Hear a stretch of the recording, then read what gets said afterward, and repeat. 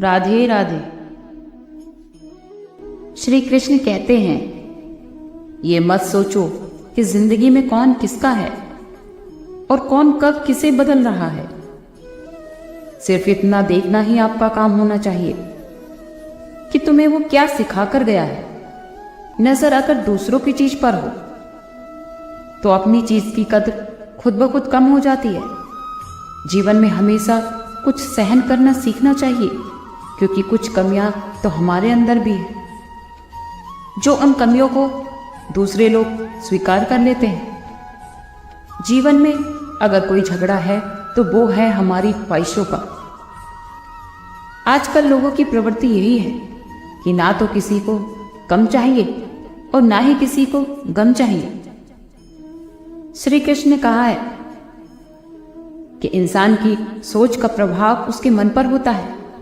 जैसे वो सोच रखता है उसका मन वैसे ही हो जाता है, और उसके मन का प्रभाव तन पर होता है, और इन दोनों का प्रभाव मिलकर जीवन पर प्रभाव डालता है। इसीलिए हमेशा अच्छा सोचना चाहिए और अच्छा करना चाहिए। आप जीवन में हमेशा खुश रहेंगे। अपनी सोच और अपने विचारों में शुद्धता लाइए। श्री कृष्ण ने कहा है कि मजे और आनंद में सिर्फ इतना ही फर्क है, क्योंकि मजे करने के लिए पैसों की जरूरत पड़ती है और आनंद करने के लिए मन की।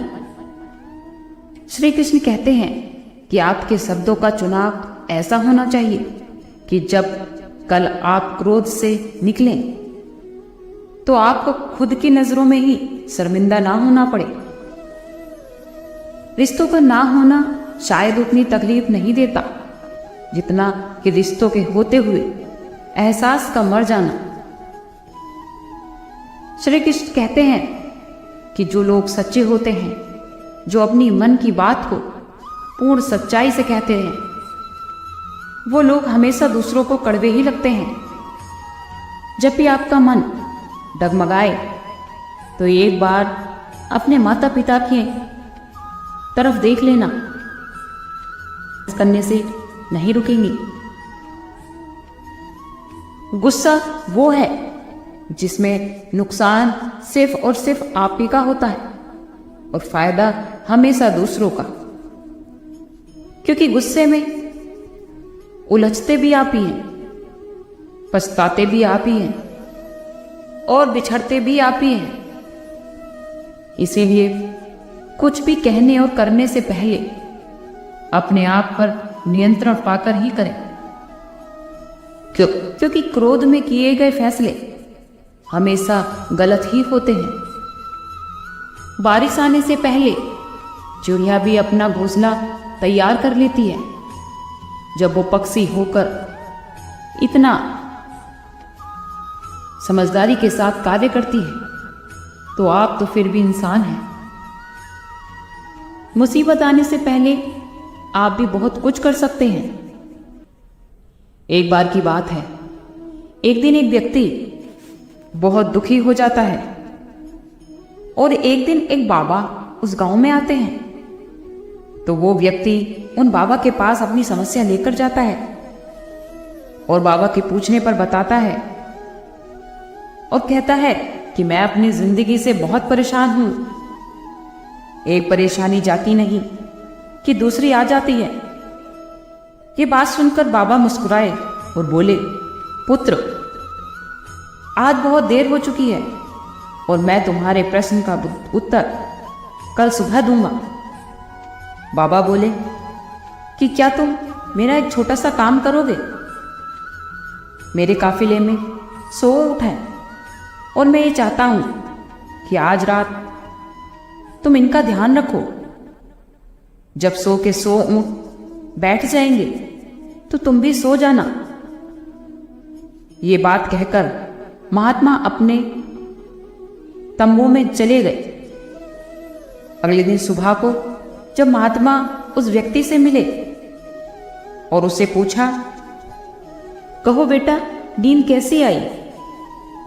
तब वो व्यक्ति बहुत दुखी मन से बोला कि बाबा, मैं तो पूरी रात सो ही नहीं पाया। मेरी काफी कोशिश के बाद भी सभी ऊँट नहीं बैठ पाए। एक को बैठाता हूं तो दूसरा खड़ा हो जाता है, कोई ना कोई ऊँट खड़ा ही रहा। तब बाबा बोले कि क्या तुमने ये अनुभव किया है कि चाहे कितनी भी कोशिश कर लो, सारे ऊँट एक साथ नहीं बैठ सकते। तुम एक ऊँट को बैठाओगे तो कहीं ना कहीं दूसरा ऊँट खड़ा हो जाएगा।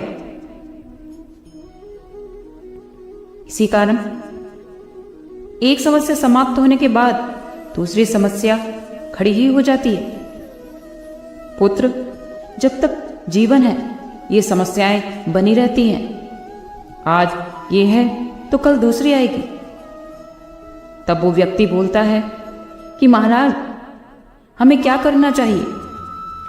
तब बाबा बोले कि पुत्र, इन समस्या के बावजूद भी जीवन का आनंद लेना सीखो।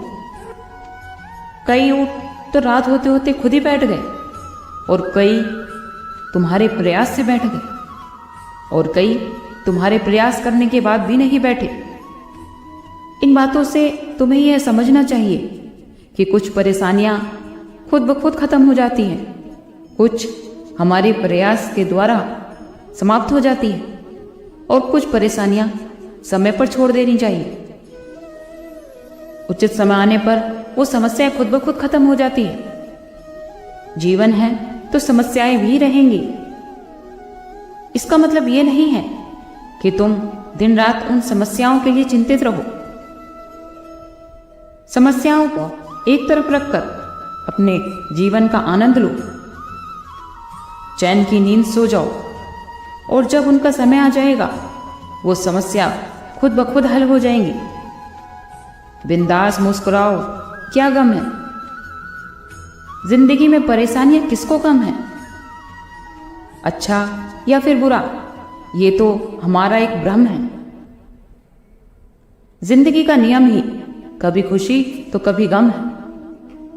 किसी को कमजोर करना जिंदगी नहीं होता, बल्कि दूसरों की कमजोरियों को मिटाकर जीना ही जिंदगी है।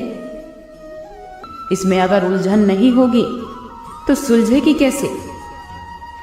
और अगर बिखरेंगे नहीं तो फिर निखरेंगे कैसे?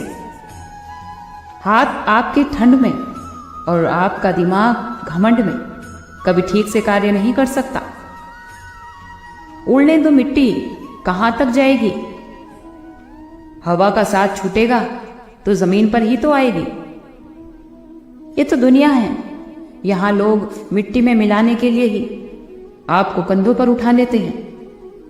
आप चाहे कितना भी महंगा लिबास पहन लो, अगर आपका स्वभाव घटिया है तो वो लिबास आपके घटियापन को छुपा नहीं सकता। श्री कृष्ण ने कहा है कि किस किताब की कहानी कब तक है क्या पता, कब कौन कहां चला जाए कुछ नहीं पता। आज ही सच है, इसको जी लो। भविष्य में कब जिंदगी मौत से हार जाए किसी को क्या पता। श्री कृष्ण कहते हैं कि हम लाख गलत हो सकते हैं, लेकिन उसके बाद भी हमें स्वीकार करने वाला और हमारी गलती को नजरअंदाज करके हमारे साथ खड़े रहने वाला हमारा अपना होता है। कभी भी मन खराब हो तो भी गलत शब्द ना बोले, क्योंकि मन तो अगले ही क्षण शांत हो जाता है, लेकिन शब्द वो वापस नहीं आते। इसलिए कुछ भी करने और कुछ भी बोलने से पहले 1000 बार सोचें, क्योंकि आपके शब्द किसको तकलीफ पहुंचा दे नहीं पता होता। आज के लिए इतना ही, कल फिर मिलते हैं एक नई वीडियो के साथ। खुश रहिए, स्वस्थ रहिए।